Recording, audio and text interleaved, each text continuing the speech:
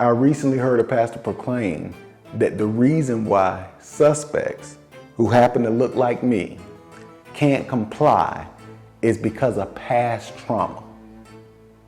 That is ridiculous. This is another scheme that is ran by the cultural Marxists. The way they play that scheme goes like this. They keep equating a current situation to a tragedy in the past. And especially if that tragedy had real racism involved, and you keep repeating it, and you keep repeating it, and you keep equating it to something that's going on now, so that you actually manipulate someone who lives in the here and now to believe that they're going through worse or the same circumstances as someone who lived 50 years ago. But remember, that only applies if you look like me. They're gonna put you all back in chains.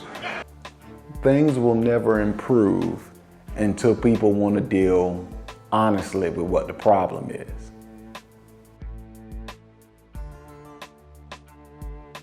So this lie that is being peddled that you can't comply with police because of past trauma that you've seen the police inflict needs to stop. Dr. Glenn Lowry does a great job at explaining this.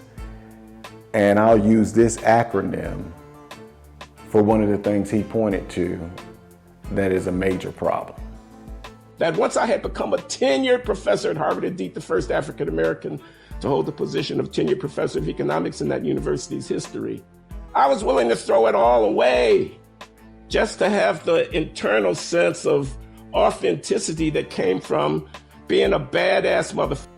Now here's what I'm here to tell you. It is a deep and profound problem in our culture. I'm talking about African Americans, this tendency. It should be opposed, it should be renounced, it should be denounced. It should be called out for what it is.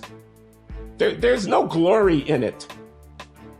You think this is politics? You think you're representing the angst of your enslaved ancestors? This is idiocy, it's infantile, it's a mistake.